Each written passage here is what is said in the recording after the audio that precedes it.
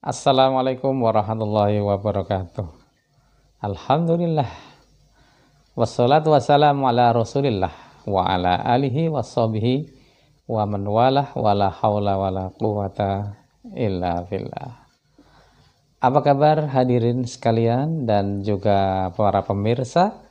Saya berharap semoga kita semua, panjenengan semuanya dalam keadaan sehat walafiat, sehat jasmani rohani dan afiat, terhindar dari mara bahaya dengan perlindungan oleh Allah Subhanahu wa ta'ala. Kemarin kita sudah membicarakan tentang beberapa doa dan saya berjanji untuk melanjutkan pembicaraan tentang doa ini. Baik, yang pertama ada doa yang terkait dengan orang sakit, ya, yaitu doa yang terkenal sekali, Allahumma adhibil bas atau adhibil ba's ishfi wa anta syafi la shifaa illa shifauka shifaan la yughadiru saqoma. Allahumma adhibil bas, Allahumma ya Allah, usirlah penyakit ini. Anta syafi, engkaulah yang maha penyembuh. La shifaa illa shifauka, tidak ada kesembuhan melainkan yang datang darimu. Shifaan la yughadiru saqoma. Allahumma adhibil bas rabban nas, Tuhan manusia. Ada juga dengan rumusan yang dibalik, Allahumma adhibil bas rabban nas. Dua-duanya ada dasarnya. Wa anta syafi, engkaulah yang maha penyembuh. Jadi dengan doa ini kita meneguhkan satu keyakinan bahwa yang mengobati kita, yang menyembuhkan kita sesungguhnya hanyalah Allah. Dokter, obat, metode pengobatan, semuanya adalah sarana. Namun sarana itu memang sarana yang disunahkan oleh Rasulullah Sallallahu Alaihi Wasallam. Karena apa? Karena Rasulullah Sallallahu Alaihi Wasallam menyatakan bahwa ada dua syarat kesembuhan suatu penyakit. Yang pertama adalah pengobatan yang tepat, dan yang kedua adalah izin Allah Subhanahu Wa Taala. Maka pengobatan harus dijalankan dan berdoa pada Allah harus kita lakukan sebagai kerendahan hati kita. Ini juga mendidik pada para dokter dan juga para calon dokter, para dokter muda, para mahasiswa kedokteran, juga para mahasiswa kesehatan yang lain, bahwa nantinya yang kita lakukan itu adalah sebuah upaya, sebuah pertolongan manusiawi, insani, berdasarkan ilmu kita yang setinggi-tingginya. Namun yang maha penentu itu hanyalah Allah Subhanahu wa Ta'ala. Tidak boleh seorang dokter kemudian mengatakan, untung ada saya.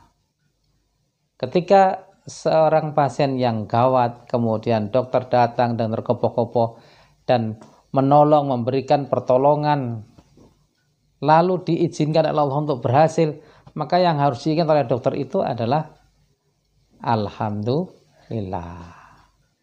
Satu. Yang kedua, Allah yang menyembuhkan.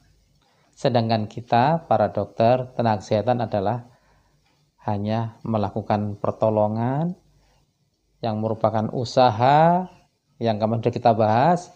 Ada usaha pencegahan, pengobatan, dan rehabilitasi. Jadi kalimat doa tadi diakhiri dengan syifaan la yughadiru saqoma, kesembuhan yang tidak meninggalkan bekas. Di situ ada pengertian rehabilitasi. Maka orang yang sakit jantung, habis serangan jantung, itu ada fase-fase rehabilitasinya.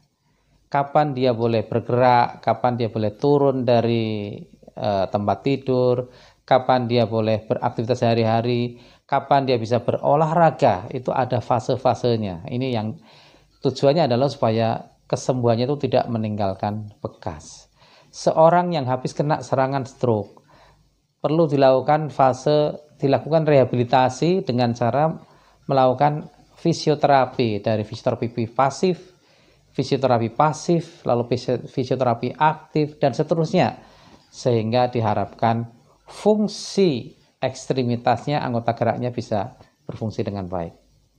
Nah, itu syifaan la yughadiru saqama. Doa yang kedua yang ingin saya sampaikan adalah doa yang patut kita baca ketika kita merasakan nyeri. Bismillah, bismillah, bismillah. A'udzu bi'izzatillah wa qudratihi min syarri ma ajidu wa uhadhiru. Misalnya di sini ada rasa nyeri. Atau di sini, bismillah, bismillah, bismillah. Aku berlindung kepada Allah dari apa yang sudah terjadi dan apa yang akan terjadi. Doa ini sangat luar biasa, saudara. Doa ini mengajarkan kepada kita agar kita awas, waspada, dan bersikap proaktif. Apa yang kita rasakan, nyeri, itu sudah pasti. Mungkin itu adalah akibat dari kurangnya pasokan oksigen ke dalam jantung. Yang kita rasakan nyeri. Namun di balik itu, apa yang akan terjadi? Allah a'lam. Mungkin saja injury atau trauma pada otot jantung itu dapat berlanjut lalu menjadi serangan jantung yang beneran, yang namanya AMI atau serangan jantung yang berat, itu acute myocardial infarct. Otot jantung bisa menjadi mati kalau tidak mendapat terapi yang seharusnya. Maka begitu seseorang, terutama yang sudah berusia di atas 35 tahun, merasakan ada nyeri dada di sebelah kiri, bukan hanya menelan obat anti nyeri, bukan kerian atau keroan, namun pergi ke UGD. Karena apa? Kita berlindung kepada Allah dari apa yang sudah terjadi, rasa nyeri itu sudah terjadi, dan apa yang akan terjadi. Allah alam apakah akan terjadi myokard infark atau tidak, kita tidak tahu. Maka yang terbaik adalah kalau kita merasakan nyeri dada, silakan datang ke UGD. Nah, ini artinya Bapak, Ibu, dan saudara sekalian bahwa doa-doa Rasulullah yang diajarkan pada kita itu mengajarkan sikap-sikap positif. Dalam contoh yang terakhir, doa nyeri tadi itu mengajarkan pada kita untuk bersikap apa tadi? Proaktif, waspada dan proaktif. Satu lagi terakhir, karena waktunya terbatas, adalah bahwa doa itu ternyata juga mengajarkan sikap optimis. Kita perhatikan bahwa doa orang yang sudah sakit berat, bahkan yang sudah mau, ya harapannya kecil sekali, maaf ya, mau meninggal, itu doa kita, keluarganya atau saudaranya, sahabatnya, kita mendoakan, ya Allah, sekiranya sembuh itu baik baginya, maka sembuhkanlah dia. Dan sekiranya mati itu baik baginya, maka silahkan cabut nyawa dia dengan baik. Dan hendaklah mudah-mudahan dia menjadi orang yang husnul khotimah gitu. Itu doa kita begitu. Tetap ada menyisakan harapan walaupun itu sudah end stage, terminal. Fase terminal dari sebuah penyakit. Sudah mau meninggal pun kita mengatakan jika mati baik baginya, matikanlah. Jika sembuh baginya, sembuhkanlah. Masih ada sisa itu. Ada doa yang panjang yang saya bisa share kepada Bapak Ibu saudara sekalian.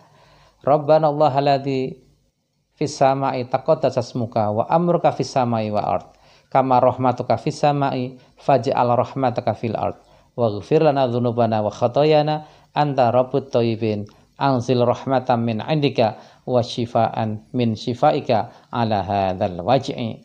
Doa itu sangat bagus dibaca kalau ada orang-orang yang sakit yang berat namun belum sampai tahap tadi yang terakhir tadi, sakit berat namun kita masih menaruh harapan. Maka doa ini memadukan antara kepasrahan total dan tetap harapan kepada Allah Subhanahu wa ta'ala. Ya Allah, sekiranya Engkau menyembuhkan dia, sembuhkanlah, karena Engkaulah sebenarnya yang menguasai segala langit dan yang di bumi. Intinya seperti itu. Kita pasrah total, tapi kita juga tetap berharap kepada Allah agar ada kesembuhan pada orang yang sakit berat itu. Insya Allah doa itu dibaca dengan khusyuk 3 kali, harapannya besar untuk menjadi sembuh. Sampai jumpa pada kesempatan yang akan datang. Mudah-mudahan ini bermanfaat pada kita. Doa tentu adalah alat komunikasi kita dengan Allah. Namun doa mengajarkan kita sikap-sikap yang positif. Wabillahi taufiq wal hidayah. Assalamualaikum warahmatullahi wabarakatuh.